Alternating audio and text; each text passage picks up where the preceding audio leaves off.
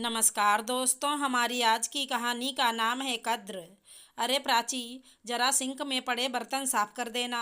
Mummy जी की आवाज़ प्राची के कानों में टकराई। जी अभी करती हूँ। 1 साल की बेटी सनाया को तैयार करती हुई प्राची ने जवाब दिया। बेटी को सुलाकर वो बर्तन साफ करने लगी। प्राची बर्तन साफ कर ही रही थी कि देवरानी अंजलि आई और खाने के जूठे बर्तन रखकर चली गई। बर्तन साफ करके हटी ही थी कि पापा जी ने पकौड़ों की फरमाइश कर दी। प्राची पकौड़े बनाने लगी। ये सारा काम खत्म करके देखा, घड़ी में 4 बज रहे थे। उसे जोरों से भूख लगी थी। वो खाना खाने बैठी तो देखा एक ही रोटी बची थी। आज भाभी ने खाना बनाया था। उन्हें इतना भी नहीं पता कि घर में कितने लोग हैं, उस हिसाब से रोटियां बनानी चाहिए। वो गुस्से में बड़बड़ाती हुई एक रोटी सब्जी से खाना खाने लगी। प्राची और निकुंज की शादी को लगभग 5 साल हो चुके थे। घर की तीनों बहुओं में प्राची दूसरे नंबर की बहू थी। जेठानी नैना और देवरानी अंजलि अक्सर प्राची के इमोशनल होने का फ़ायदा उठाती थी। अपना काम अधूरा छोड़कर मोबाइल या टीवी में मस्त हो जाती। बचा हुआ सारा काम प्राची को करना पड़ता, साथ ही बेटी सनाया को भी संभालना पड़ता। हालांकि सास और ससुर दोनों को ये बात मालूम थी कि प्राची पर काम का बोझ ज़्यादा है, लेकिन दूसरी दोनों बहुओं को कुछ कहकर वो उनकी नज़रों में बुरे नहीं बनना चाहते थे। दूसरी तरफ उनके दोनों बेटे, बड़ा बेटा रोहित और छोटा विनय, हर बात में अपनी अपनी पत्नियों का पक्ष लेते। इसलिए उन दोनों बहुओं को कुछ कहने से उनके सास ससुर बचते थे। वहीं दूसरी ओर निकुंज का स्वभाव अपने दोनों भाइयों से विपरीत था। उसके लिए उसके माता पिता सर्वोपरि थे। वो प्राची को चाहता तो था, लेकिन बात जब माँ बाप या भाइयों की आती तो उसे प्राची गलत लगती। प्राची जब भी उसके सामने इन सब बातों की शिकायत करती, वो प्राची को ही समझाने लगता। अक्सर उन दोनों के बीच इन्हीं बातों को लेकर मनमुटाव चलता रहता।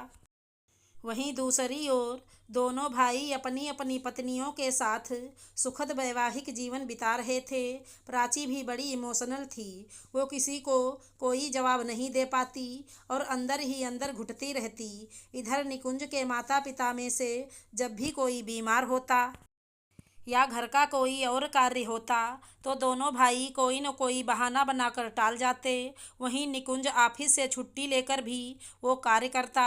निकुंज प्राची का साथ नहीं देता। इसी कारण बाकी सब भी प्राची को कोई महत्व नहीं देते। दिवाली आने वाली थी। घर में साफ सफाई शुरू हो चुकी थी। दोनों बड़ी और छोटी बहुओं ने फटाफट अपने पतियों के सहयोग से अपने अपने कमरे साफ कर लिए। बाकी के घर की सफाई के वक्त दोनों आधा अधूरा सहयोग करके बहाने बनाकर काम से बचती रहीं। मौसम बदलने की वजह से प्राची को सर्दी जुकाम हो रखा था। मम्मी जी ने प्राची को सहयोग करने को कहा। प्राची ने तबीयत ठीक ना होने की बात कही तो वो नाराज हो गईं और अकेली ही काम करने लगीं। इसी बीच निकुंज ऑफिस से आया और उसने माँ को अकेले काम करते हुए देखा तो प्राची पर बरस पड़ा।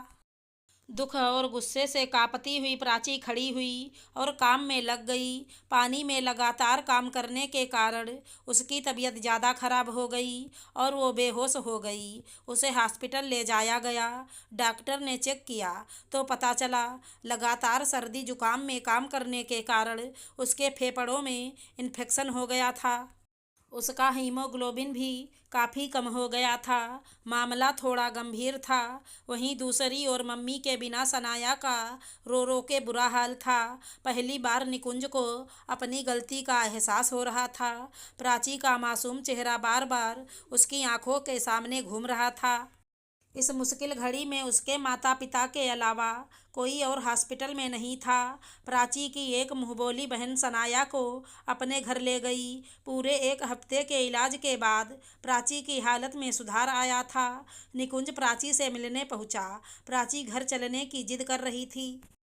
मुझे घर ले चलो निकुंज, मुझे सबकी याद आ रही है। सनाया कैसी है? दिवाली आने वाली है, सारा काम बाकी है, कैसे होगा सब?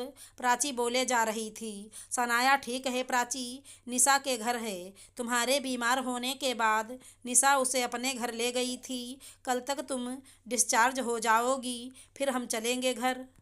रही बात काम की, तो डॉक्टर ने तुम्हें रेस्ट करने को कहा है। जब तक तुम ठीक नहीं हो जाती कोई काम नहीं करोगी। लेकिन मैं अब ठीक हूँ निकुंज। नहीं प्राची, तुम ठीक नहीं हो और तुम्हारी इस हालत का जिम्मेदार सिर्फ मैं हूँ। तुम अपने माँ पापा का घर छोड़कर मेरे भरोसे आई थी। तुम्हारा ख्याल रखना मेरी जिम्मेदारी थी। लेकिन मैंने ही तुम्हें नहीं समझा प्राची, गलती मेरी है। मम्मी पापा और भाइयों के प्यार में मैं इतना अंधा हो गया था कि तुम्हारी ओर ध्यान ही नहीं दे पाया। सच है, जिस औरत का पति उसकी कद्र नहीं करता, फिर उसकी कद्र कोई नहीं करता। मुझे अपनी गलती का एहसास हो गया प्राची। मैं आज ही माँ पापा से बात करता हूँ। अब से घर में सभी लोग बराबर काम करेंगे और अगर कोई आपत्ति हो तो वो अलग रह सकता है। अब से मैं तुम्हारी हर छोटी से छोटी खुशी का ध्यान रखूँगा प्राची। तुम मुझे समझ गए, मुझे और कुछ नहीं चाहिए। निकुंज, आज मुझे मेरी सारी खुशियाँ मिल गईं, कहकर प्राची ने निकुंज के कंधे पर सर रख दिया। निकुंज ने भी हौले से प्राची का हाथ दबा दिया, इस वादे के साथ कि अब से वो हमेशा प्राची के साथ खड़ा रहेगा। आशा करती हूँ हमारी कहानी अच्छी लगी होगी। धन्यवाद दोस्तों।